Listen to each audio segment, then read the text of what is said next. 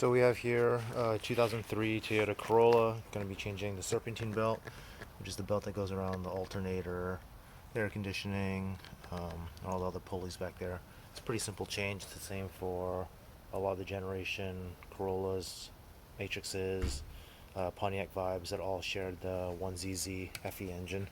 You just take a 19 mil wrench.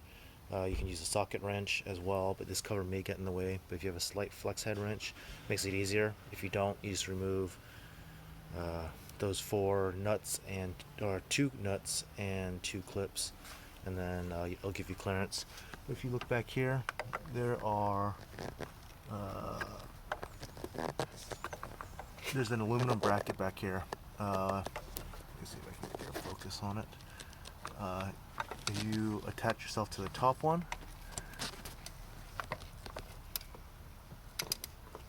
Oops. There we go. And you push down. You'll loosen the tension on the belt, like so. And by doing that, then you just pop the belt off. I can't do it with one hand, but then you just pop the belt off, and you have to follow the routing diagram, which I'll include as well. And that's it.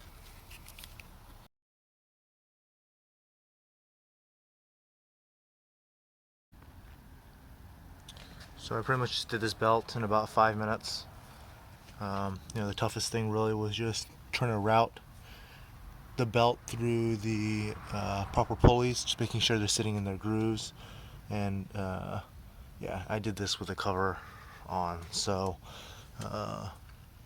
if you have any questions, let me know. But again, it's pretty straightforward. You can probably see there are two what looks like they're nuts on the aluminum, and it's the top one that you want to do. It's not actually a nut, it's fixed to the aluminum bracket.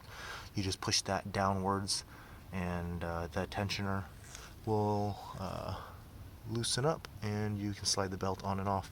I found it easiest to take care of the rear pulley first, which is the tightest. In your engine bay it might be a little bit different, so just go from the rear, move forward. The last one I did was the alternator, and that was it. So the last thing you want to do is start the car just to make sure it doesn't make any weird noises.